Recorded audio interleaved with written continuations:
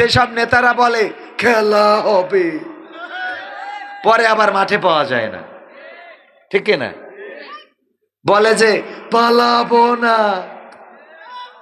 বলে তো, আবার দেখা যায় তারাই পালাইছে আগে। বলল ঠাকুরগাঁওয়ে ফখরুলের বাসায় গিয়ে উঠবো, বেকা হয়ে। হুজুর একটু কিছু বলেন।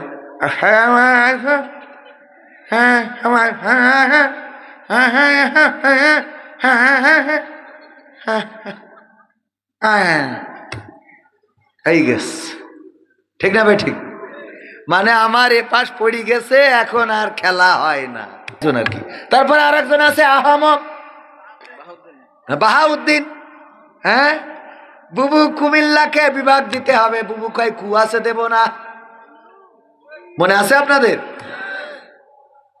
আপা আপা আপা আপা আপা আপা আপনার কথা, আপা আপা আপা আপা আপা আপা আপা আপনার কথা রাখতে হবে। এই আপা আপা গুলো এখন বলে আগেই তো ভালো ছিল, ঠিক না বেঠে? রোগ হয়ে দাঁড়াইছে, আগেই তো ভালো ছিলাম, আগেই তো ভালো ছিলাম। ওদের যদি টেন্ডেস্কোপ ধরেন বুকের পরে, কানের মধ্যে দেবেন, দেখবেন বুকের পরে টিকটিক করে না, খালি বলে আপা আপা আপা আপা। কি করে? আপা আপা নাই, কত কষ্ট আমাদের। জুলুম হলেও হবে, বিবেকের কাছে তবু রব নির্দোষ, আমার রবের কাছে রব নির্দোষ। মহান বিউটি পার্লার করেছি, আর এই বিউটি পার্লার করে বলে এই বিউটি পার্লার কে দিয়েছে? ক্ষমতায় কেউ স্থায়ী হয় না, হোক না সে হাসিনা কি বারে না, সে আরটা চিরকাল থাকে না। ক্ষমতায় কেউ স্থায়ী হয় না, মুজিবুর বেশি দিন থাকেনি, জিয়াউর কেউ তো রাখেনি। মুজিবুর বেশি দিন থাকেনি, জিয়াউর কেউ তো রাখেনি। এর স্বাদ চলে গেছে পৃথিবী ছেড়ে, এর স্বাদ চলে গেছে পৃথিবী ছেড়ে, কেউ আজ তার কথা কয় না, ঠিক না বেঠে? ক্ষমতায় কেউ স্থায়ী হয় না, হাসিনা ক্ষমতা ধরে রাখতে আয়না ঘর বানিয়েছিল, জনগণের রোশানলে দাদার দেশে পালিয়ে গেল। হাসিনা ক্ষমতা ধরে রাখতে আয়না ঘর বানিয়েছিল, জনগণের রোশানলে দাদার দেশে পালিয়ে গেল। ডিবি হারুনের পাশে আর, ডিবি হারুনের পাশে আর পরিমণিদের দেখা যায় না। ক্ষমতায় কেউ স্থায়ী হয় না, হোক না সে হাসিনা কি বারে না, সে আরটা চিরকাল থাকে না, ঠিক না? অনেকেই বলে ঐতিহ্যবাহী জেলা কুমিল্লার, আমি বলি যে অ্যাডভান্স জেলা, অন্য সকল জেলা থেকে এগিয়ে আছে কুমিল্লা। আলহামদুলিল্লাহ বলবেন না? অন্য জেলা থেকে, আমরা বিদেশে গেলে দেখা যায় বাংলাদেশ থেকে তারা অন্তত 10-15 বছর এগিয়ে আছে, দু একটা দেশ তো 30 বছর এগিয়ে গেছে। সিঙ্গাপুর আমার মনে হয় বাংলাদেশ থেকে 50 বছর অ্যাডভান্স। সিঙ্গাপুর বাংলাদেশে লাগবে 50 বছর, আর এই 50 বছর ওরা আরো এগিয়ে যাবে। তো অন্য জেলার তুলনায় কুমিল্লা জেলা এগিয়ে আছে, এরকম হতে পারে সেটা 5 বছর 10 বছর, এক একটা জেলার পার্থক্য বুঝে। কারণ কুমিল্লায় অনেক ধনী লোকের বসবাস, শিল্পপতির বসবাস, সেই সাথে ডক্টর মিজানুর রহমান আজহারি কুমিল্লার সন্তান, ঠিক না? বাংলাদেশের বর্তমান সময়ের জনপ্রিয়, জননন্দিত, জন আকাঙ্ক্ষিত প্রিয় মানুষ, প্রিয় মুখ। দেখলাম এক নায়িকা বলতেছে তার স্বপ্নের পুরুষ হলো মিজানুর রহমান আজহারি। অনেকের স্বপ্নের পুরুষ, আল্লাহ কবুল করুন, বলেন আমিন। দিনের জন্য কবুল করুন, বলেন আমিন।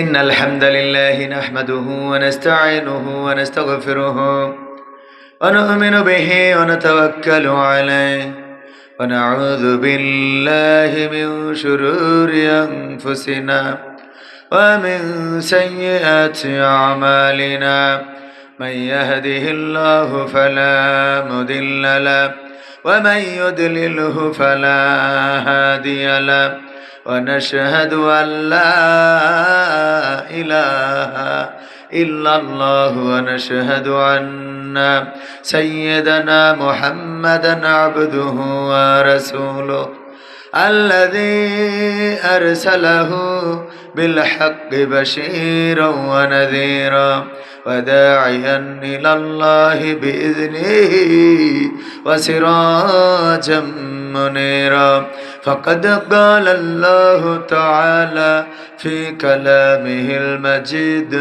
والفرقانه الحميد সবাই পড়েন আউযু বিল্লাহি মিনাশ শাইতানির রাজিম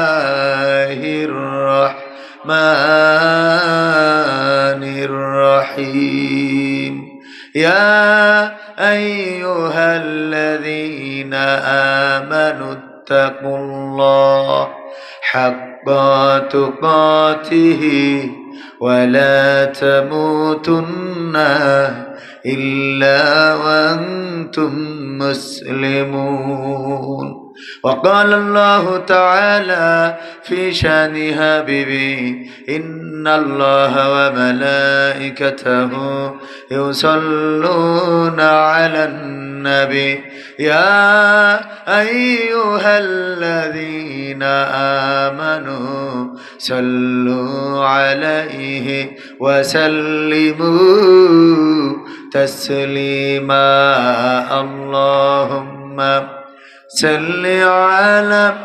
سيدنا مولانا محمد سيدنا এসো হে রাসূল আবার ফিরে আমাদের মাঝে রে নতুন করে খুতবা দিতে কাবার মিনার পরে আল্লাহুম্মা سيدنا مولانا محمد وعلى آله سيدنا নবীর নামে দুরূদ শরীফ পড়িবে যে জন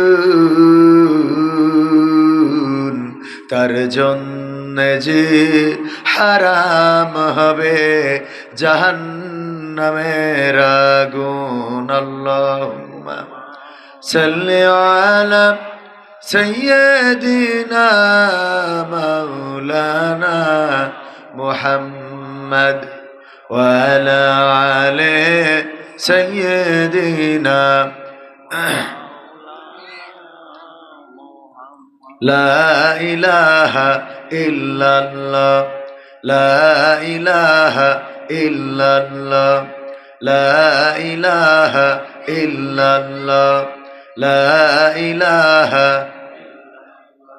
লা ইলাহা ইল্লাল্লাহ মুহাম্মাদুর রাসূলুল্লাহ সুবহানাল্লাহ ওয়ালহামদুলিল্লাহ লা ইলাহা সুবহানাল্লাহ ওয়ালহামদুলিল্লাহ লা ইলাহা সুবহানাল্লাহ ওয়ালহামদুলিল্লাহ লা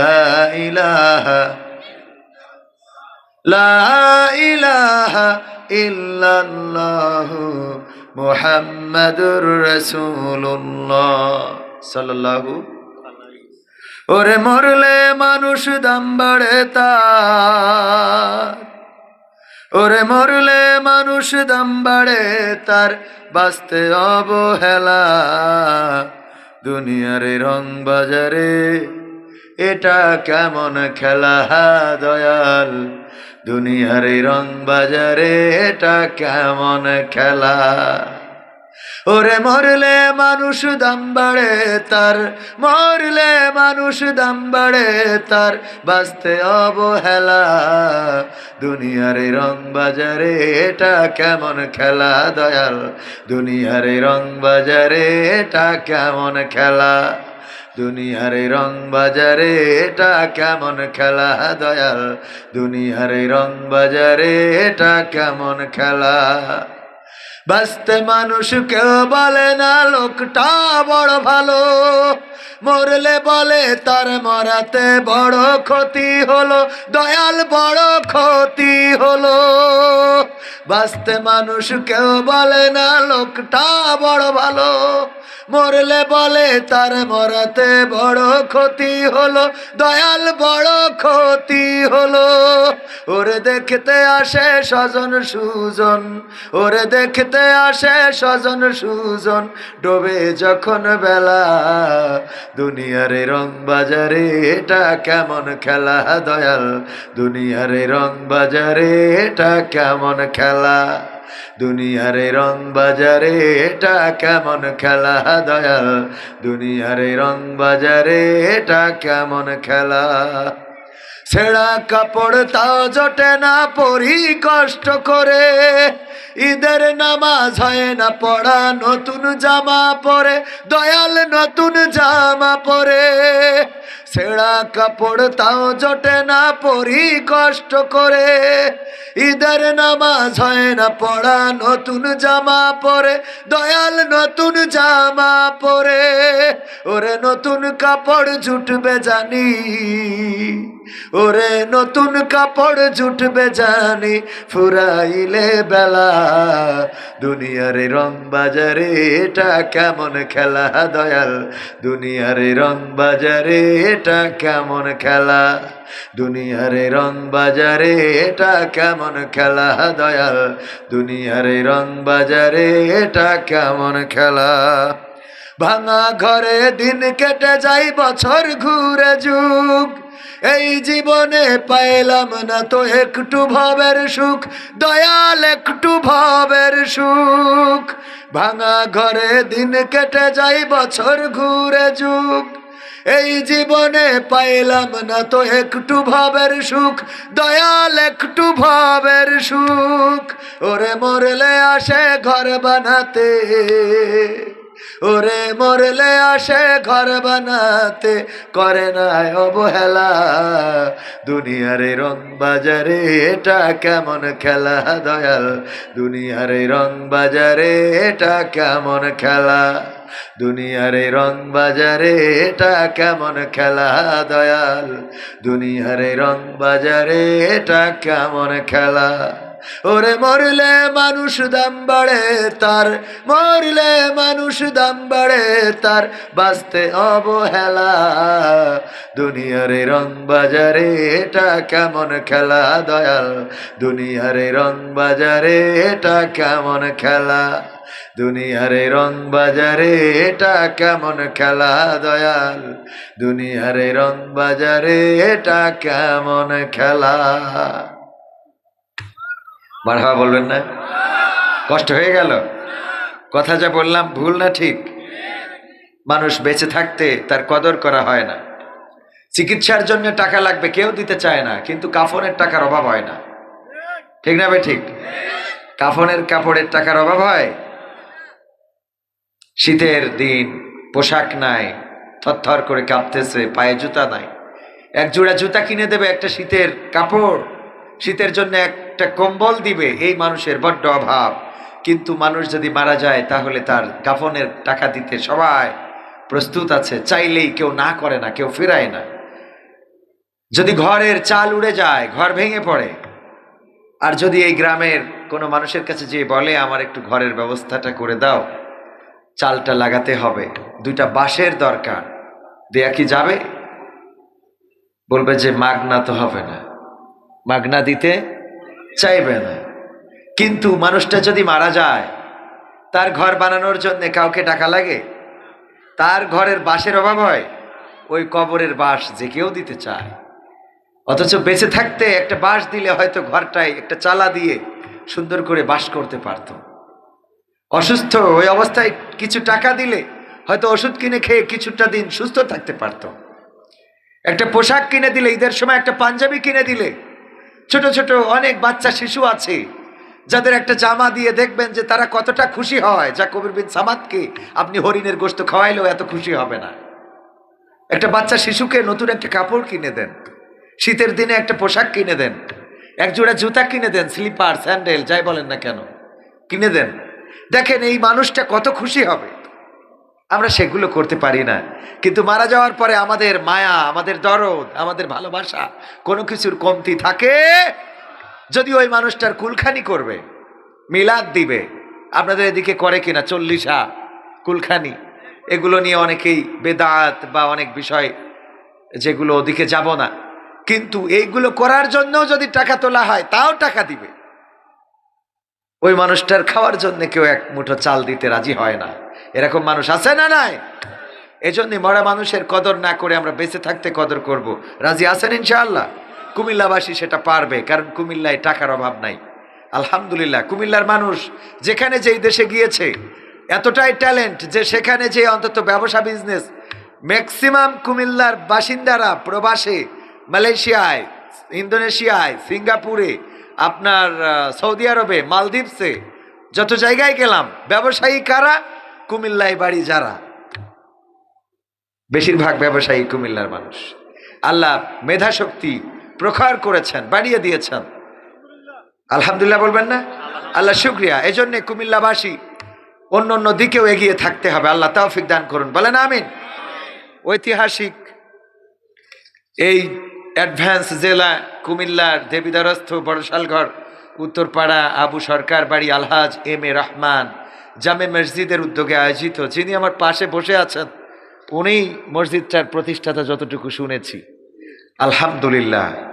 বিশ্বনবী সাল্লাল্লাহু আলাইহি সাল্লাম বলেছেন, এই পৃথিবীর পরে যে একটা মসজিদ নির্মাণ করবে, যেমন মসজিদ সে পৃথিবীতে তৈরি করে রেখে যাবে, তেমন একটা ঘর আল্লাহ রাব্বুল আলামিন তার জন্য জান্নাতে তৈরি করে রাখবেন।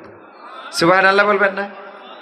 জান্নাতে যদি এই মসজিদের মতো এমন একটা ঘর উনার থাকে, আল্লাহ তৈরি করে, আল্লাহ রাসূলের কথা মিথ্যা হইতে পারে? বিশ্বনবী বলেছেন দুনিয়ায় যেমন মসজিদ সে তৈরি করবে, ঠিক তদ্রূপ একটা ঘর জান্নাতে তার জন্য রিজার্ভ থাকবে। সুতরাং আমার মুহতারাম সভাপতি মহোদয়ের, আজকের মাহফিলের সভাপতি এবং প্রতিষ্ঠিত করেছেন এই মসজিদ, আল্লাহ অনুরূপ একটি ঘর জান্নাতে করে রাখবেন, বলেন সুবহানাল্লাহ। আল্লাহ রাব্বুল আলামিন সেই ঘরের মালিক করে দিন, বলেন আমিন। ভাইয়ের আমার, এই জন্য মসজিদের সাথে সম্পর্ক বাড়াতে হবে, সম্পর্ক বাড়াতে হবে মাদ্রাসার সাথে। কিন্তু আমাদের এই দুইটার সাথে সম্পর্ক খুবই কম। আমাদের সম্পর্ক আছে চায়ের দোকানের সাথে আর পচামার্কা নেতাদের সাথে। যেসব নেতারা বলে খেলা হবে, পরে আবার মাঠে পাওয়া যায় না, ঠিক না? বলে যে পালাবো না, বলে তো, আবার দেখা যায় তারাই পালাইছে আগে। বলল ঠাকুরগাঁওয়ে ফখরুলের বাসায় গিয়ে উঠব, ঠাকুরগাঁওয়ে যে খোঁজ নিলাম, কয় না এনেও আসে নাই। এদের পিছনে লোক আছে না নাই? এই সব যে জায়গায় থাকলে আল্লাহ দুনিয়া এবং আখিরাতের কল্যাণ করবেন, সেই জায়গা বাদ দিয়ে আমরা ছুটেছি মদখোর, গাঁজাখোর, ফেন্সিখোর, ইসলাম বোঝে না, কোরআন বোঝে না তাদের কাছে। অনেকে স্টেজে উঠে বলে যে মাহফিলে হুজুর রাজনীতি করবেন না, কোরআনে তো রাজনীতি নাই, আর আপনাকে রাজনীতি করার জন্য আনা হয় নাই, তো তিনি আবার রাজনৈতিক দলের নেতা। আমার কথা হলো, কোরআনে যেহেতু রাজনীতি নাই, তুমি রাজনৈতিক দলের নেতা, তুমি স্টেজে কেন? কথা কয় না। এই স্টেজে তোমার কাজটা কি? রাজনীতি নাই এটা বুঝলাম, তো তুমি তো রাজনৈতিক দলের নেতা, তুমি স্টেজে কেন? কোরআনের স্টেজে তোমার কি? তুমি কোরআনের স্টেজে উঠার সাহস পেয়েছো কোথায়? যদি পারো চেয়ারে বসে দুইটা আয়াত বলে ব্যাখ্যা করে দাও, কোরআনের রাজনীতি নাই, এটা বলা যতটা সহজ। একটা আয়াত পড়ি বলি দাও, আমরা যা বলি তার পিছনে তো একটা করে রেফারেন্স দিই না। নিজের মনোক্তি মতো কথা বলার দিন শেষ। এখন হলো বিপ্লবীদের বাংলাদেশ, ঠিক না ঠিক? এই দেশে মনোক্তি মতো কথা বলতে দেয়া হবে না। কথা বলতে গেলে অবশ্যই জেনে বুঝে এসে বলতে হবে। যতটুকু হাত যাবে ততটুকু চুলকাবেন, এর বেশি চুলকানোর চেষ্টা কেউ করবেন না। কারণ এর বেশি যারা চুলকাতে চেয়েছে তাদের অবস্থান বাংলার জমিনে হয় নাই, তাদের অবস্থান হয়েছে দাদার দেশ ভারতে হয়েছে। বলেন ঠিক কিনা? কারণ এই দেশ তাওহীদি জনতার বাংলাদেশ। এই দেশের মানুষ যদি রক্ত দেয় তারা মারা যায় না, তারা শহীদ হয়, ঠিক না বে ঠিক? 1971-এ যারা রক্ত দিয়েছে তাদেরকে আমরা কি বলি? 1971-এর শহীদ। আমরা 1952-তে যারা রক্ত দিয়েছে তাদেরকে কি বলি? 1952-তে ভাষা আন্দোলনে শহীদ। শহীদ শব্দ কিন্তু হিন্দুদের নয়, বৌদ্ধদের নয়, খ্রিস্টানদের নয়, নাস্তিকদের নয়, আওয়ামী লীগের নয়, বিএনপির নয়, জাসদের নয়, বাসুদের নয়। শহীদ শব্দ এসেছে আল্লাহর পক্ষ থেকে, আল্লাহর রাসূল আমাদেরকে জানিয়েছেন। বলেন ঠিক কিনা? সুতরাং যারা রক্ত দিয়ে শহীদ হয় সেই শহীদের জমিনে ইচ্ছা মতো কথা বলার দিন শেষ। 5ই আগস্টে এবং জুলাই বিপ্লবে যারা রক্ত দিয়েছে তারাও শহীদ, ঠিক কিনা? শহীদ এসেছে ইসলাম থেকে। সাক্ষী, শহীদ মানে কি? সাক্ষী। তারা সাক্ষী হয়েছে এই দেশে কোনো স্বৈরাচার থাকবে না। হয়েছে না হয় নাই? তো সুতরাং আমরা মাথায় রাখতে হবে কথা বলার সময় যেন আমরা আমাদের যতটুকু জ্ঞান আছে তার বাইরে বলার চেষ্টা না করি। আমি যা জানি এর বাইরে যদি বলি তাইলে এটা আমার লজ্জার, ঠিক কিনা? আমি এখন যদি বলি আমার যশোরে ওই যে আগের সময় যে ওয়াজ ছিল যে নোয়াখালীর বক্তা নাকি যশোরে যে ওয়াজ করতো, বা যশোরের বক্তা কোনো জায়গায় ওয়াজ করতে গেছে, নোয়াখালীর আবার একটু বেশি চালাক, তো কুমিল্লা থেকে আরো একটু চালাক নোয়াখালী। তো বলতেছে, বাবারা আমাদের ওখানে নদীর কিনারায় বা পুকুরের কিনারায় একটা গাছ আছে, তবে এই গাছের কেরামতিটা বলবো যদি নোয়াখালীর মানুষ না থাকে। নোয়াখালীর একজন আছে কিন্তু চুপচাপ, কোনো কথা কয় নাই। কয় যেহেতু নাই তাইলে বলা যায় কি ব্যাপার। ওই গাছ থেকে যদি একটা পাতা ওই পুকুরের পানিতে পড়তো তাইলে কুমির হয়ে পানিতে চলে যেত, আর যদি ডাঙায় পড়তো তাইলে বাঘ হয়ে বনে চলে যেত। নোয়াখালীরা উঠে বলতেছে, হুজুর আমার একটা প্রশ্ন ছিল, ওই পাতাটা যদি অর্ধেক পানিতে আর অর্ধেক ডাঙায় পড়ে তাহলে কি হইতো? কয় বাড়ি কই? নোয়াখালী। কইছিলাম না যে নোয়াখালীর লোক থাকলে ওয়াজ করবো না। এখন এই নোয়াখালীর লোক থাকলে ওয়াজ করা যাবে না, কুমিল্লার আন্দাজে তো এই জাতীয় কথা বলার দিন এখন আর এই সব কথা বাংলাদেশের মানুষ খাবেও। কারামতি ছিল খালি শুনেছি। আমার মনে হয় আমি যদি আপনাদের একটা পরীক্ষা নিই, কুমিল্লার লোক পাশ করবে কিনা আমার ভয় হয়। পরীক্ষা করবে একটু, যে ইমানের দিক থেকে কতটুকু অ্যাডভান্স করবো। পরীক্ষা দিতে রাজি? ও ছোটবেলার মতো একটা পরীক্ষা হয়ে যাক। রাজি ইনশাআল্লাহ? রাজি তো সবাই? প্রস্তুত? ভাইয়েরা আমার, হঠাৎ করে মুনকারে নাকিরকে খুঁজে পাওয়া যাচ্ছে না। কোথায় যেন হারিয়ে গেল মুনকারে নাকির। চারিদিকে কত লাশ মারা গেল। আমেরিকায় লস অ্যাঞ্জেলস পুড়ে গেছে, সেখানে ওই ক্যালিফোর্নিয়ায় কত মানুষ পুড়ে মারা গেল। সব যখন কবরে রাখা হয়েছে তাদেরকে প্রশ্ন করতে হবে, মান রব্বুকা মান দিনুকা মান নাবিউকা। কিন্তু এই প্রশ্ন করার জন্য মুনকার নাকির দুইজন ফেরেশতা কোথায় হারালো খুঁজে পাওয়া যায় না। আল্লাহ তাড়াতাড়ি করে একটা তদন্ত টিম গঠন করলেন কিছু ফেরেশতার সমন্বয়ে। গঠন করার পরে বললেন, যাও তাড়াতাড়ি করে যে দেখো দুনিয়ায় কার কবরে আটকে আছে। কোথায় প্রশ্ন করতে যে এখনো ফেরে না। ফেরেশতারা আসলো খুঁজতে খুঁজতে খুঁজতে খুঁজতে দেখলো যে হজরত আব্দুল কাদের জিলানী রাহিমাহুল্লাহর কবরে মুনকার নাকিরকে হাত পিছনে দিয়ে একেবারে শক্ত করে বাইধে রেখে দিয়েছে। বাঁধার পরে এটা দেখার পরে ফেরেশতারা তাড়াতাড়ি চলে গেল, যে আল্লাহকে বলল, ওগো আল্লাহ, তোমার মুনকার নাকির এক কবরে দেখলাম হাত পিছনে দিয়ে বাইধে রেখেছে শক্ত করে, ছাড়ে না। বলল, কার কবর জানো নাকি? বলল যে ওই ব্যক্তির নাম আব্দুল কাদের জিলানী। বলল, তো আমার মুখলেস বান্দা, যাও তাড়াতাড়ি করে শোনো কেন বাইধে রেখেছে, কি জন্য, অপরাধটা কি, কি অপরাধের কারণে বেঁধে রেখেছে। আসার পরে জিজ্ঞাসা করলো, অপরাধটা কি? অপরাধ হলো আব্দুল কাদের জিলানী বলল সে আমার কবরে ঢুকেছে কিন্তু সালাম দিয়ে প্রবেশ করে নাই, এই কারণে বেঁধে রেখেছি। যে ফেরেশতারা রিপোর্ট করলো আল্লাহ সালাম দিয়ে ঢোকে নাই বলে বেঁধে রেখেছে। আল্লাহ রাব্বুল আলামিন বললেন এখন জিজ্ঞাসা করো কি করলে ছেড়ে দেবে, কি করলে ছেড়ে দেবে, এটা জিজ্ঞাসা করো আমার আব্দুল কাদের জিলানীর কাছে। আব্দুল কাদের জিলানী রাহিমাহুল্লাহর কাছে প্রশ্ন করা হলো। আব্দুল কাদের জিলানী রাহিমাহুল্লাহ বলল গো আল্লাহ, যেহেতু আমার কবরে সালাম দিয়ে প্রবেশ করে নাই, অন্যায় করেছে, এই অন্যায়ের শাস্তি হিসাবে আমার এই বাগদাদে যত কবরবাসী আছে সব কবরগুলোর আযাব মাফ করে দিতে হবে। আল্লাহ রাব্বুল আলামিন বললেন ওগো আব্দুল কাদের জিলানী, তুমি তো আমার অল্পের উপর দিয়ে পার করে দিলে। আজকে আমি যে বিপদে পড়েছি, কত লাশ জমা হয়ে আছে, এখনো প্রশ্ন করা হলো না। মুনকার নাকিরকে বেঁধে রেখেছো, তারা সালাম দিয়ে প্রবেশ করে নাই। এই অবস্থায় তুমি যদি আমাকে এই মুহূর্তে বলতে এই পৃথিবীতে এই জমিনের মধ্যে যত কবর আছে মাশরিক থেকে মাগরিব পর্যন্ত যত কবরবাসী এই জমিনের নিচে থাকবে সব কবরের আযাব মাফ করে দিতে হবে, আমি আল্লাহ এমন বিপদে পড়েছিলাম সব মাফ করে দিতাম। আজকে তুমি চেয়েছো বাগদাদের কবরগুলোকে মাফ করে দিতে, আমি আল্লাহ তোমাকে সাক্ষী রেখে বলছি বাগদাদের সকল কবরবাসীকে ক্ষমা করে দিলাম। বলেন সুবহানাল্লাহ। পরীক্ষা মাঝে মাঝে নিতে হয়, না নিলে বোঝা যায় না যে আসলে আমরা কতটুকু ভালো ছাত্র। সুবহানাল্লাহ বলেছি না বলি নাই? বলেছেন কারা কারা হাত উঁচু করেন? সুবহানাল্লাহ বললেন কারা কারা? হাত উঁচু শক্ত করে একটু টান টেনে সুবহানাল্লাহ বলেছেন কারা কারা? আল্লাহ সাক্ষী বলেছেন কারা কারা? এবার হাত নামান, তারপরে হাত উঁচু করেন, বলেননি কারা কারা? এই ডবল করে তুলতেছে যে পাশ দুইটাই করব। যাই হোক, আগে যারা তুলেছেন সুবহানাল্লাহ বলেছেন, সাক্ষী আছেন কে? সবগুলো ফেল, সবগুলো ফেল করে। কেন ফেল? মুনকার নাকির ওই কবরে বাঁধে রাখলো আব্দুল কাদের জিলানী, আর ফেরেশতার সাথে আল্লাহর সাথে কমিউনিকেশন হলো, সম্পর্ক হলো, সংযোগ হলো। ওই কবরে তো আর কেউ ছিল না, তাহলে পৃথিবীর মানুষ জানলো কেবা করে? এটুক তো অন্তত বুঝতে হবে।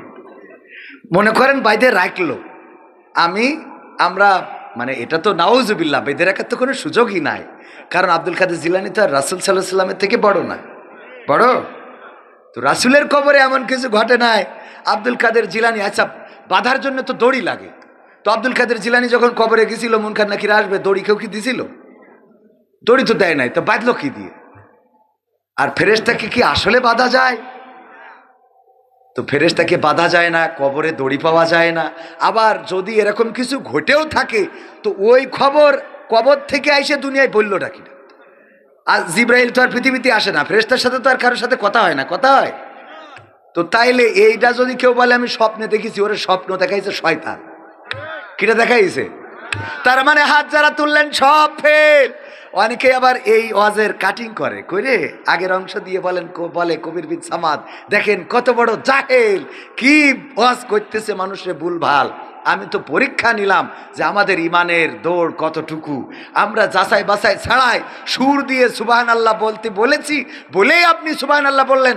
ডক্টর মিজানুর রহমান আজহারি বলেছেন বলেই সেটা ঠিক, হাফিজুর রহমান সিদ্দিকী হুজুর কুয়াকাটা বলেছেন বলেই সেটা ঠিক, দেলাওয়ার হুসাইন সাইদি বলেছে বলেই সেটা ঠিক।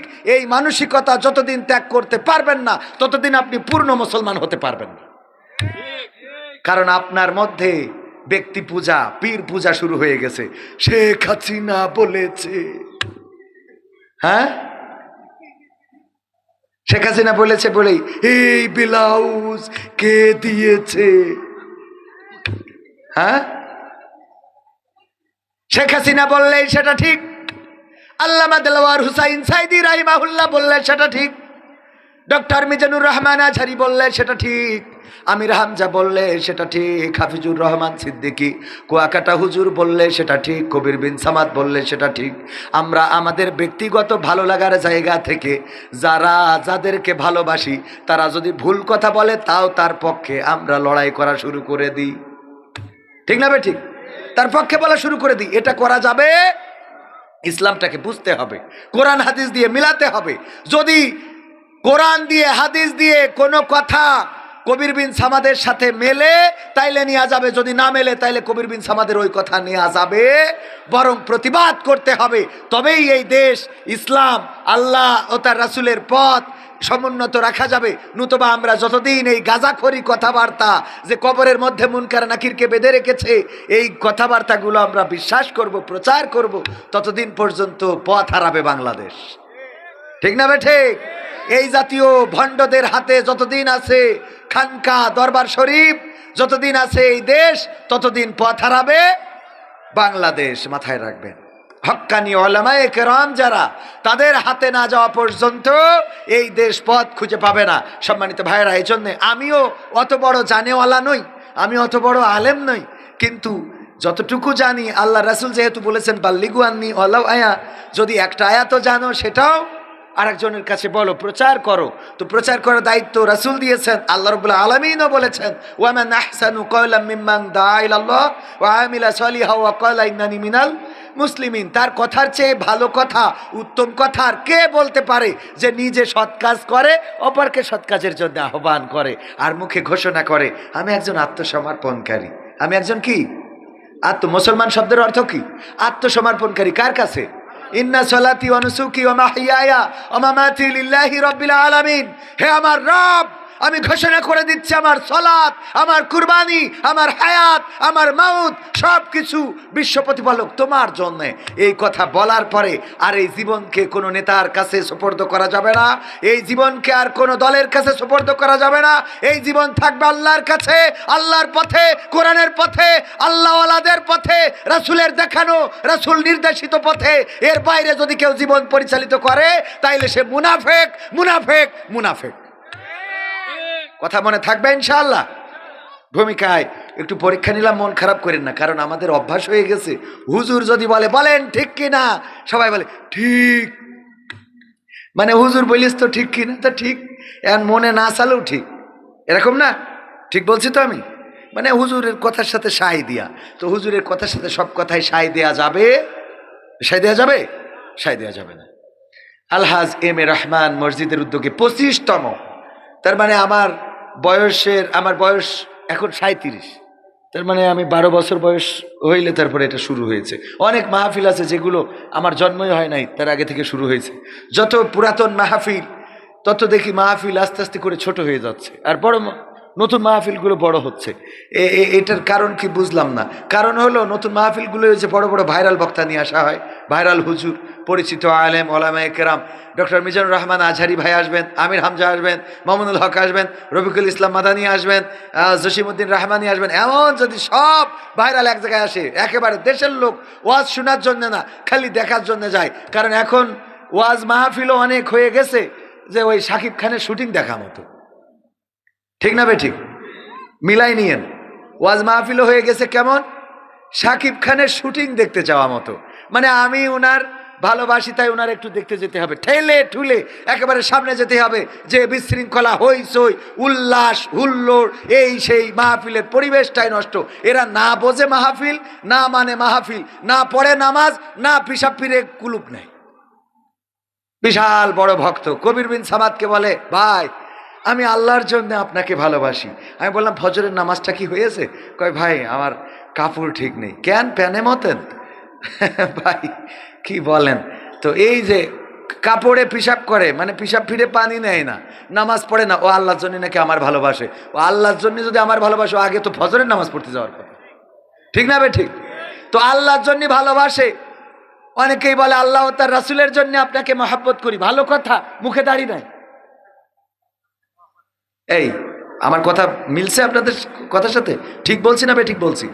আল্লাহ ও তার রাসূলের জন্য কবির বিন সামাদকে ভালোবাসে, হাফিজুর রহমান সিদ্দিকী, মিজানুর রহমান আজহারি, আমির হামজা ভাই, ভাইরাল সব আলেম ওলামাকে ভালোবাসে। কার জন্যে? আল্লাহর জন্য ও তার রাসূলের জন্য। অথচ ম্যাক্সিমাম এই জাতীয় কথা বলা ভক্তগুলোর মুখে দাড়ি নাই। তো আল্লাহ রাসূলের জন্য ভালোবাসলি, তুই রাসূলের দাড়ি কেটে তুই আল্লাহ রাসূলের ভালোবাসা আমার সাথে কি দেখাস? কথা কয় না।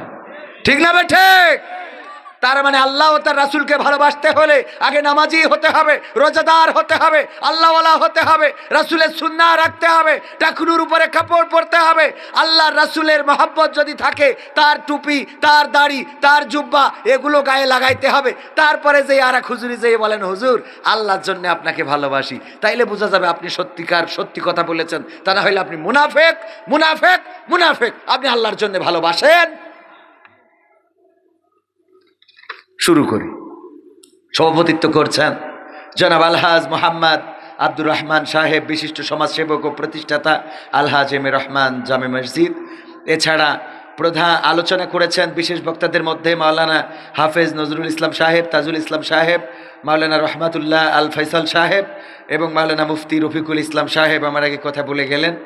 আলোচনা করবেন আপনারা যার জন্য অপেক্ষমান রয়েছেন আজকের মাহফিলের চিফ গেস্ট মধ্যমণি কামরুল ইসলাম সাইদ আনসারি, পীরজাদা টেকেরহাট মাদারীপুর। আমার শ্রদ্ধাভাজন উস্তাদজি, সরাসরি উনার ছাত্র হতে পারি নাই, কিন্তু উনারাই আমাদের আগামী দিনের পথ চলার বা বর্তমান যে পথ চলছি উনারা আমাদের রাহবার। উনারা আমাদের যেভাবে দিক নির্দেশনা দেন, যেভাবে বলেন, আমরা সেভাবে নিজেদেরকে গড়ার চেষ্টা করি। শ্রদ্ধাভাজন উস্তাদজি খুব তাড়াতাড়ি চলে আসবেন ইনশাআল্লাহ। পর্দার অন্তরালে মা বোনেরা, আমার সামনে উপবিষ্ট দিনদারে মাদারা মুসলমান ভাই বাবাজিরা, এখানে আমার জালাল ভাইয়ের উস্তাদ আছেন, আমারও উস্তাদ বলবো আমি, আমার বন্ধু জালাল উদ্দিন রুমি ভাইয়ের উস্তাদ। অনেক আগে থেকে পরিচয়, আজকে আবার দেখা হলো দ্বিতীয়বারের মতো।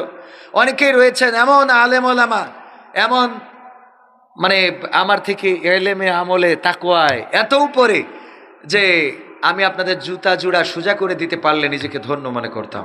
গতকালকে সিলেটে বললাম, আমরা তো মাহফিলে আসি টাকার জন্যে, খাওয়ার জন্যে, ঠিক তো? কোরআনের কথা বলি এটা ঠিক, ইসলামের কথা বলি এটা ঠিক, কিন্তু আমাদের কিছু উদ্দেশ্য আছে।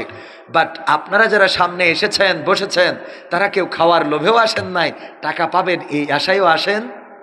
এসেছেন কার জন্যে? আল্লাহর জন্যে। সুতরাং উচিত ছিল আপনাদের স্টেজে বসাই আমরা সামনে বসে কথা বলা, কারণ আমরা হলাম কোনো না কোনো স্বার্থ নিয়ে এখানে এসেছি, আর আপনারা এসেছেন একদম নিঃস্বার্থভাবে আল্লাহর জন্যে। সুতরাং আমাদের থেকে আপনারা উত্তম, এই জন্যে আমাদের উঁচুয় না বসায়, আমাদের নিচে বসায় আপনাদের উপরে দেওয়া উচিত। আমার মনে হয় মাহফিলের স্টেজ এমন করতে হবে স্টেডিয়ামের মতো, বক্তা থাকবে নিচে আর সবাই থাকবে উপরে। কথা কি বোঝা গেছে? নিচেই তুমি যত পারো খেলা হবে। যারা শ্রোতা তারা কোথায় থাকবে? উপরে, স্টেডিয়াম ধাপে ধাপে উপরে না। যারা মুহতামিম তারা ওই প্রথমটাই থাকবে, একেবারে সর্বোচ্চ উপরে। এটা করলে ভালো হবে, তাইলে আমরা আমাদের যে যোগ্য, আমরা যেটা পাওয়ার যোগ্য সেটা ঠিক হবে, সেটা নিশ্চিত হবে। আল্লাহ আমাদের সেই তৌফিক দান করুন, বলেন আমিন। উপস্থিত সবাইকে আনুষ্ঠানিকভাবে সালাম জানাচ্ছি, আসসালামু আলাইকুম ওয়া রাহমাতুল্লাহ। আমরা আল্লাহর শুকরিয়া আদায় করছি যে মহান রব দয়া করে মায়া করে আমাদেরকে মানুষ হিসাবে সৃষ্টি করেছেন। আল্লাহ চাইলে আমাদের অন্য কোনো প্রাণী করে পাঠাতে পারতেন। আজকে নোয়াখালীতে সম্ভবত যদি ভুল না বলি একটা অ্যাক্সিডেন্ট হয়েছে, যে অ্যাক্সিডেন্টে ব্রাক এনজিওর একজন কর্মকর্তা এবং বাংলাদেশ ইসলামী ছাত্র শিবিরের সাথী ছিলেন, মারা গিয়েছেন। ট্রাক তার ঘাড়ের উপর দিয়ে, বাইকটা তো ডলেছেই এবং মানুষটাকেও দ্বিখণ্ডিত করে ফেলেছে। কিছু ইলিশ মাছ পাশে পড়ে আছে, কয়েকটা মাছ ছিটে ছাটা ফেসবুকে ছড়িয়েছে, আপনারা হয়তো আপনাদের চোখের সামনে পড়ে থাকতে পারে। নোয়াখালীতে কিছুক্ষণ আগের ঘটনা, এই মানুষটা বাজার করে নিয়ে যাচ্ছিল, বাড়িতে সন্তান আছে, পরিবার আছে, ইলিশ মাছ কিনেছে, কিন্তু ওই মাছ আর বাড়িতে রান্না হবে না, ওই মাছ আর বাড়িতে এখন কেউ খাবে না। আল্লাহ আমাদের এই জাতীয় কোনো মুসিবতের মধ্যে রাখেন নাই, ফেলেন নাই। আলহামদুলিল্লাহ বলবো না? বলবো না? সবাই বলেন আলহামদুলিল্লাহ। আল্লাহ চাইলে এরকম কোন মুসিবতে রাখতে পারতেন। যে আল্লাহ আমাদের নিরাপদ রেখেছেন, সে আল্লাহর শুকরিয়া আদায় করার দরকার আছে না নাই? আবার বলছি আলহামদুলিল্লাহ। বিয়ে করেছেন কতজন? একটু হাত উঁচু করেন। বিয়ে লজ্জার কিছু নাই তো, বিয়ে করেছেন মানে তো ভালো। হ্যাঁ আলহামদুলিল্লাহ। অনেকেই আপনারা একটু জোরে বলেন আলহামদুলিল্লাহ। কারণ এই শীতে বউ না থাকলে, যাদের বউ নাই তারা বোঝে কষ্টটা কতটুকু। শুকরিয়া আদায় করবেন কার? এবার বউ নাই কাদের? হাত উঁচু করো আমার যুবকেরা, সেনাপতিরা। এই যে যুবক এতগুলো বিয়ে দেন নাই, কে? অপরাধ কি ওদের? হ্যাঁ, টিয়া নাই, টাকার অভাব হবে না, রিজিকের মালিক কে? আর আমার যুবকেরাও তোমাদের কর্মমুখী হতে হবে কলিজার টুকরারা। বেকার ওই বটতলায় বসে বসে বিড়ির তামাক ফেলাই দিয়ে ওর মধ্যে মাল ভরি খাবা আর বিয়ে খুঁজে বেড়াবা, তা হবে না। ঠিক না বেঠে? কিরাম বোর্ডের আড্ডায় থাকবা, তাসের আড্ডায় থাকবা, আর মোটর সাইকেলে গিয়ার দিয়ে বেড়াবা। 2 টাকায় রোজগার করা তো দূরের কথা, কলার খান্দি চুরি করে 14ই ফেব্রুয়ারি লাইলাতুল ফেব্রুয়ারি ওই দিন তোমরা 3 পিস কিনে দিবা, আর তোমাদের বিয়ে দিতে হবে। পাগল পাইছাও? এইগুলো করা যাবে? কর্মমুখী হতে হবে। ফার্মেসিতে সময় দেন, ওয়েল্ডিং এর দোকানে যেয়ে সময় দেন, মুদিখানার দোকানে সময় দেন। 50 টাকা 100 টাকা 200 টাকা ইনকাম করে এনে বাবার হাতে দেন, বাবা আমি তো ইনকাম করা শিখে গেছি, বউয়ের লিপস্টিক কিনতে অসুবিধা হবে না। এখন যদি চাও বিয়ে দিতে পারো। ঠিক না বেঠে? হ্যাঁ, এইগুলো এই জন্য কর্মমুখী হতে হবে। আল্লাহ রাব্বুল আলামিন আমাদের বউয়ের মালিক করেছেন, বলেন আলহামদুলিল্লাহ। আল্লাহ চাইলে আমাদেরকে পাগল বানাতে পারতেন, বিকলাঙ্গ বানাতে পারতেন। বউ যে দিয়েছে এটাও আল্লাহ শুকরিয়া যে আপনি একটা নারীকে পেয়েছেন বিনা কষ্টে। আগের সময় তো বিয়ে করতে গেলে এক পাল্লায় স্বর্ণ আর এক পাল্লায় নারী তুলা হতো, একেবারে স্বর্ণ দিয়ে, টাকা দিয়ে, পয়সা দিয়ে, হীরা মণিমুক্তা জহরত দিয়ে যখন ওই মেয়ের সমান সমান হতো, তখন মেয়ের বাবা আব্দুর রহমান সাহেব বলতে এবার নিতে পারো। এত সোজা ছিল না। আর এখন তো বিয়ে করলে আগে একটা পালসার। ঠিক না বেঠে? কত সহজ করে দিয়েছেন, তারপরেও আল্লাহ শুকরিয়া আদায় করেন। আহারে, বলেন আলহামদুলিল্লাহ। আবার যাদের সন্তান আছে, আব্বা বলে ডাক দেয় আব্বা, মা বলে ডাক দেয় ওগো মা। দেখেন যাদের সন্তান নাই কত কষ্ট তাদের। একবার একটু বাবা ডাক শুনতে চায়, একবার একটু মা ডাক শুনতে চায়। কত পীরের কাছে গেল, কত ফকিরের কাছে গেল, কত কবিরাজের কাছে গেল, কত ডাক্তারের কাছে গেল, কত জায়গায় হোমিওপ্যাথি, অ্যালোপ্যাথি সব রকম ওষুধ খাওয়া হয়ে গেল, তারপরেও একটু মা ডাক শুনতে পাইল না। ওই হাসপাতালে যারা কাজ করে তাদেরকে বলে কোনোভাবে একটা সন্তান যদি চুরি করে এনে দাও, তোমাকে এত টাকা দেব, এত পয়সা দেব। আর দেখা যায় সন্তান চুরি হয়, সন্তান চুরি করে এনে দেয়, পরের সন্তানগুলো মানুষ করতে চায়। ওগো আমার ভাইয়েরা, যে আল্লাহ না চাইতেই সন্তান দিল, সেই আল্লাহর শুকরিয়া আদায় করার দরকার আছে না নাই? বলেন আলহামদুলিল্লাহ। আল্লাহ কত নিয়ামত দিয়েছেন, না চাইতে, না চাইতে কত নিয়ামত দিয়ে। এই শরীরের যে শক্তি, সুঠাম দেহের অধিকারী, আজকে আমি চিল্লায়ে চিল্লায়ে কথা বলছি, হঠাৎ যদি আল্লাহ না করুন আমার একটা সাইড প্যারালাইজ দিয়ে যদি ফেলে দেয়, আগামী কালকের মাহফিল নরসিংদী করা হবে। যদি বলে হুজুর আসেন, আপনি অসুস্থ তারপরেও আসতে হবে, কারণ আপনি না আসলে মনে করবে আমরা আপনারে দাওয়াতি দিই নাই। সুতরাং আপনি এসে মান সম্মানটা বাঁচিয়ে দিয়ে যান। অ্যাম্বুলেন্সে করে যদি নিয়ে যায়, একলা এক সাইড পড়ে রয়েছে, চেয়ারে যদি বসায় বসতে হবে, কিন্তু বেকা হয়ে। হুজুর একটু কিছু বলেন।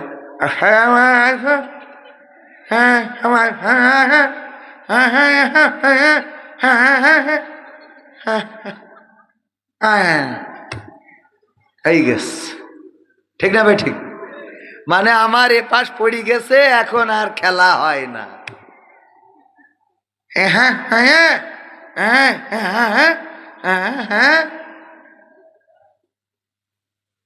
কিসের ক্ষমতা, কিসের লড়াই, কিসের অহংকার, কিসের বড়াই, সব চূর্ণ বিচূর্ণ হয়ে যাবে। মিনহা খলাকনাকুম ওয়া ফিহা নুঈদুকুম ওয়া মিনহা নুখরিজুকুম তারাতান। আমরা এগুলো পড়ি কোথায়? কবরস্থানে। যে এ কি কবরস্থানের দোয়া? মিরপুরে অ্যাক্সিডেন্ট করেছি, এই দূর যাত্রাবাড়ি, গাড়ির ট্রাকের পিছনে লাগিয়ে গেছে। টাইট তো আমাদের ঢাকা শহর। মানে আমি বলি আল্লাহ মাফ করুক, এ কথা হয়তো ভুল হইতে পারে, যাদের পরে আল্লাহ একটু না খোশ, ওদেরকে ঢাকায় বসবাস করতে দেয় আল্লাহ, যে তোরা ঢাকায় থাক, অন্যরা গ্রামে থাকুক কুমিল্লায়। মানে এত জ্যাম, অতিষ্ঠ, গাড়ির হর্ন, ধুলো, দুর্গন্ধ, কি নাই ঢাকায়?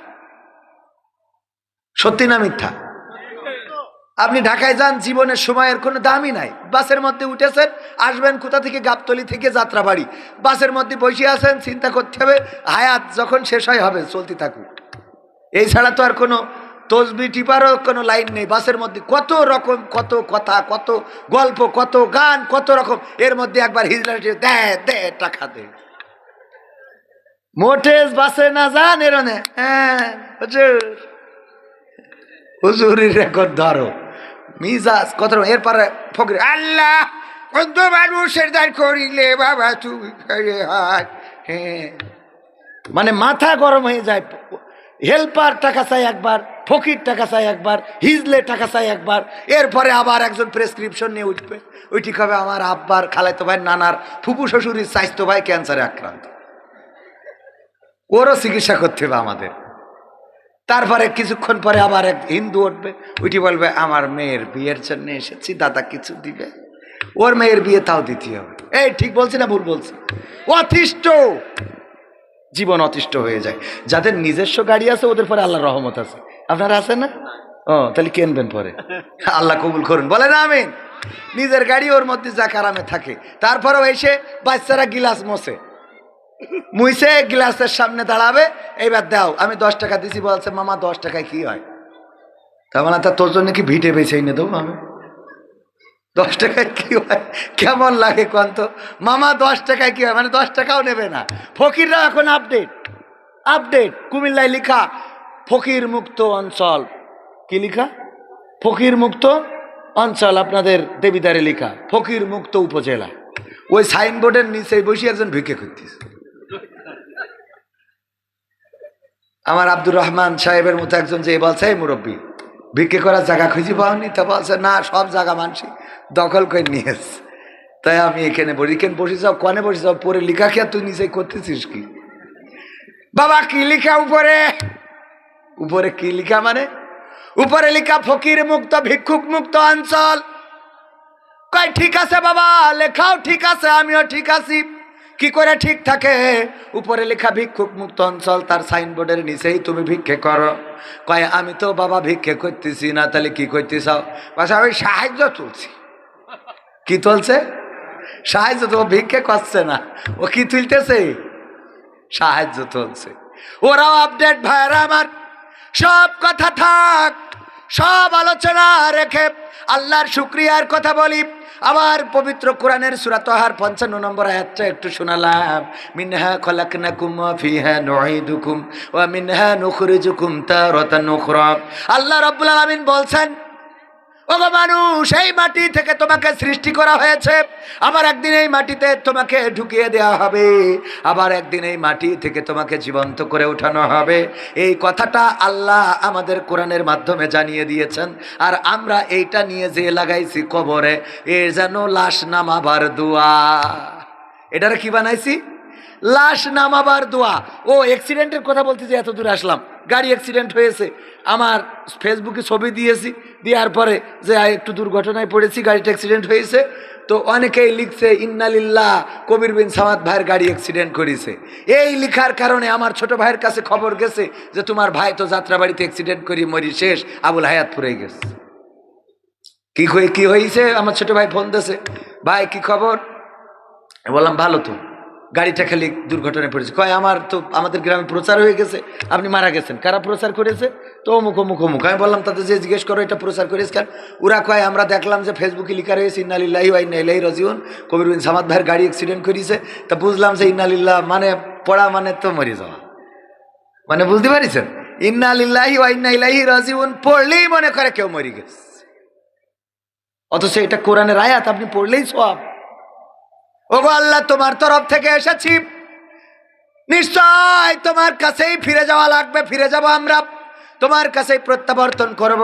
ভাইয়েরা আমার, আমরা কবরের কাছে যে পড়ি মিনহা খলাকনাকুম ওয়া ফিহা নুঈদুকুম ওয়া মিনহা নুখরিজুকুম তারাতান উখরা।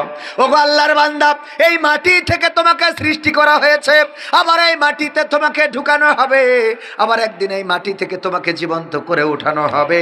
ওই মরা মানুষকে আমরা এই বলে সতর্ক করি, সাবধান করি। বলেন দেখি, মরা মানুষের সাবধান করলে ওর আর ব্যাক এসে ভালো হওয়ার সুযোগ আছে নাকি? সুযোগ আছে? তাইলে আমরা ওর বলি কেন? কারণটা কি? সওয়াবের নিয়তে, সওয়াবের নিয়তে না। এটা সওয়াবের নিয়তে পড়লে আপনি সূরা ইয়াসিন পড়বেন, আয়াতুল কুরসি পড়বেন, সেখানে আরো বেশি সওয়াব। সূরা রহমান পড়বেন, আলহামদুলিল্লাহ অনেক বেশি সওয়াব।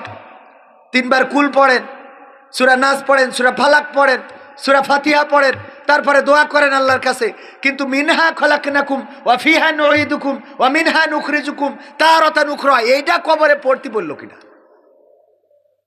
আমরা শক্ত আয়াতটাকে, শক্ত জায়গায় পড়া আয়াতটাকে নরম জায়গায় লাগাই দিছি। কেমন? আয়াতটার শানে নজুল হলো সূরা তাহার বিষয়বস্তুর মধ্যে রয়েছে মুসা আলাইহিস সালাম এবং ফেরাউনের ঘটনা। ওই সময় আবু জাহেলরা জানতে চাইলো, ওই সময় কাফেরেরা বলল, মুসার ঘটনা, ফেরাউনের ঘটনা তুমি কতটুকু জানো আমাদেরকে একটু বোঝাও। আল্লাহ রাব্বুল আলামিন সেটা জানাইলেন, সূরা তাহার মাধ্যমে জানাইলেন। আর এই সূরা তাহার 55 নম্বর আয়াতটা প্রথমে আল্লাহ মুসা আলাইহিস সালামের উপরে নাজিল করেছিলেন।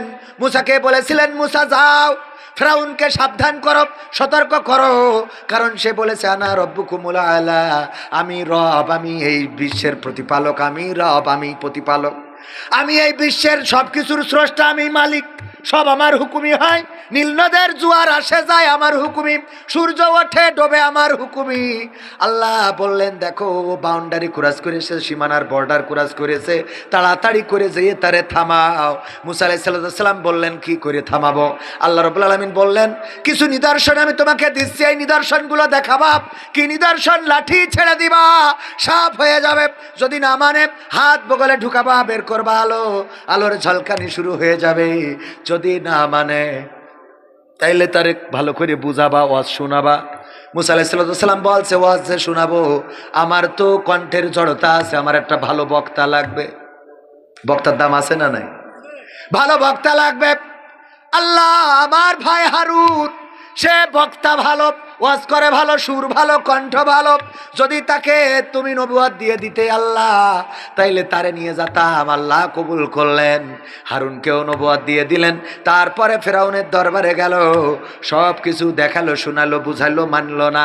এরপরে আল্লাহ রাব্বুল আলামিন বলল, ওগো মুসা, তুমি ফেরাউনকে বুঝাও, মিনহা খলাকনাকুম ওয়া ফিহা নুঈদুকুম ওয়া মিনহা নুখরিজুকুম তারাতান উখরা। ওগো ফেরাউন, এই যে অহংকার করো, লড়াই করো, বড়াই করো, চেয়ারের ক্ষমতা দেখাও, ক্ষমতায় কেউ স্থায়ী হয় না, হোক না সে হাসিনা কি বারে না, সে আরটা চিরকাল থাকে না। ক্ষমতায় কেউ স্থায়ী হয় না, মুজিবুর বেশি দিন থাকেনি, জিয়াউর কেউ তো রাখেনি। মুজিবুর বেশি দিন থাকেনি, জিয়াউর কেউ তো রাখেনি। এর স্বাদ চলে গেছে পৃথিবী ছেড়ে, এর স্বাদ চলে গেছে পৃথিবী ছেড়ে, কেউ আজ তার কথা কয় না। ঠিক না বেঠে? ক্ষমতায় কেউ স্থায়ী হয় না, হাসিনা ক্ষমতা ধরে রাখতে আয়না ঘর বানিয়েছিল, জনগণের রোশানলে দাদার দেশে পালিয়ে গেল। হাসিনা ক্ষমতা ধরে রাখতে আয়না ঘর বানিয়েছিল, জনগণের রোশানলে দাদার দেশে পালিয়ে গেল। ডিবি হারুনের পাশে আর, ডিবি হারুনের পাশে আর পরিমণিদের দেখা যায় না। ক্ষমতায় কেউ স্থায়ী হয় না, হোক না সে হাসিনা কি বারে না, সে আরটা চিরকাল থাকে না। ঠিক না বেঠে? এই চেয়ার চিরকাল থাকে না। যেই মানুষগুলোকে এই দেশ থেকে বিতাড়িত করেছিল, যাদেরকে ফাঁসির কাস্টে ঝুলিয়েছে, যাদের হাতে হাতকড়া পরিয়েছে, যাদের পায়ে ডান্ডা বেড়ি ছিল, যারা কারারুদ্ধ ছিল, একে একে মুক্তি পেয়ে যায়।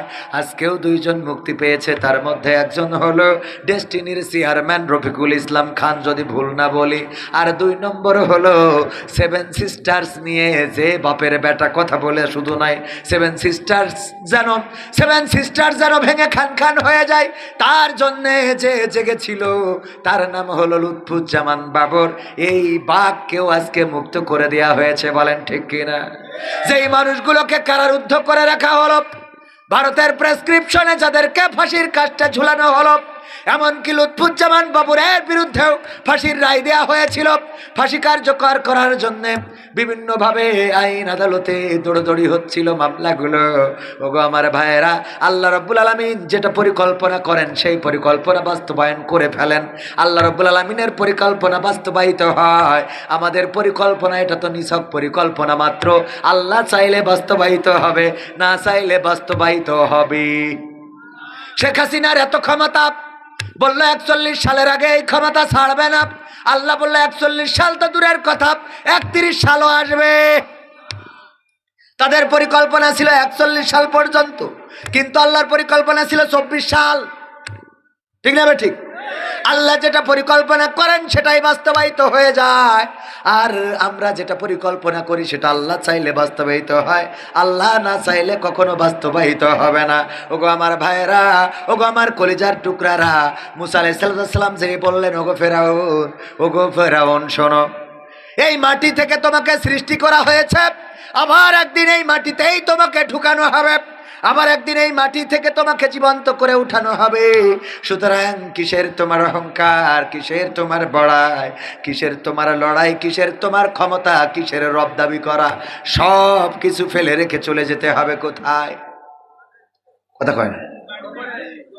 যখন কেউ অহংকার করে, যখন কেউ বড়াই করে, তার সাথে যে যদি আপনি আবার বলেন, এই তুই জানিস নাকি আমার মামাতো ভাই আর্মির লিডার, ওর মিজাজ আরো খারাপ হয় না? এই তোর মামাতো ভাই আর্মির লিডার, আর আমার খালাতো ভাই ওই লিডারের পরিচালনা করে। গোলমাল বাড়ে না কমে?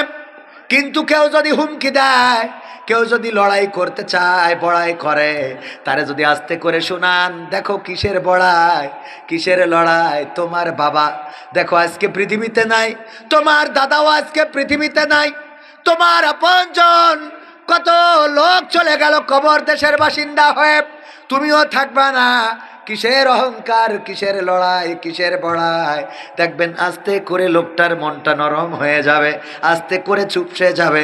কারণ কবরের ভয় দেখালে, কবর আর যাই হোক, পরকাল থাকুক আর না থাকুক, কবরে তো যাওয়া লাগবে, এটা নিশ্চিত। ঠিক না? কবরে যে যাওয়া লাগবে, ধরেন পরকাল নাই, তারপরে কবরে যাওয়া লাগবে কিনা? কবরে যাওয়া লাগবে। এই কবরের ভয় সবার মধ্যে আছে না নাই? যে নাস্তিক আল্লাহকে বিশ্বাস করে না, সেও মৃত্যুকে ভয় পায় না? পায় না? সে আরো বেশি ভয় পায়, কারণ ও আল্লাহকে বিশ্বাস করে নাই, জান্নাত বিশ্বাস করে নাই, জাহান্নাম বিশ্বাস করে নাই। মারা যাওয়ার পরে বুঝতে পারবে, মনের মধ্যে তো দুশ্চিন্তা আছে যে যদি থাকে তাহলে কি হবে। আছে তো অবশ্যই, আছে তো অবশ্যই। মানে যদি থাকে বলে কোনো শব্দ মুসলমানেরা ইউজ করতে পারবে, ইফ শব্দ চলবে না, এক্ষেত্রে ডাইরেক্ট কথা হবে অবশ্যই আছে। কনফিডেন্স এটা রাখতেই হবে, তা না হলে ইমান থাকবে? ইমান থাকবে?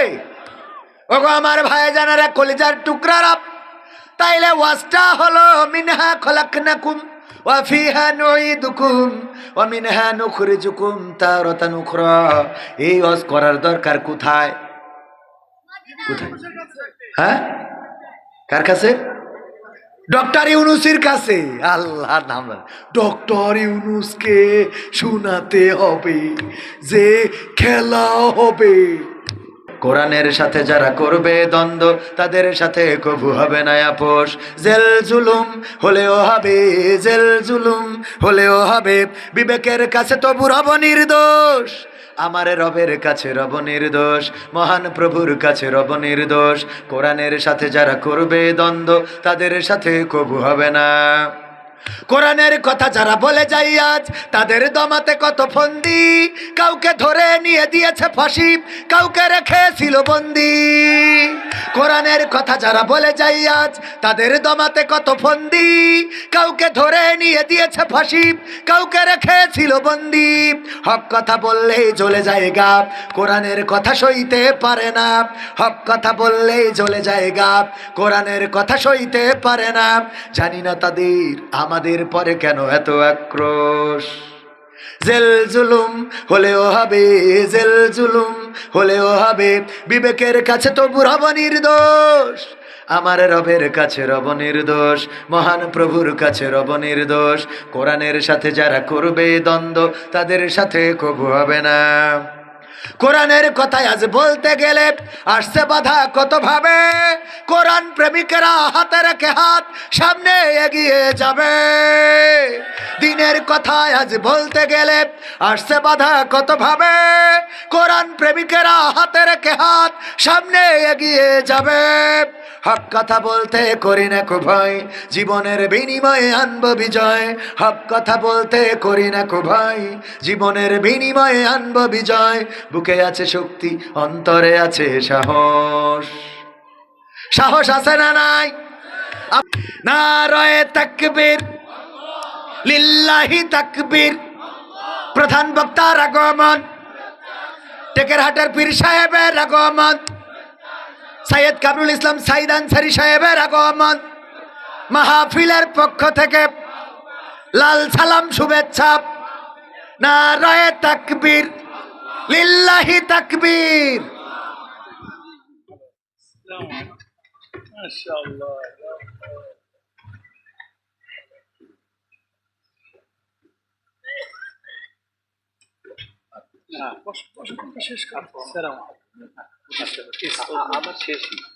তারপর একটা সামাজিকতা আছে না, ভদ্রতা আছে। তো বসেন আপনারা, মুহতারাম আচ্ছা।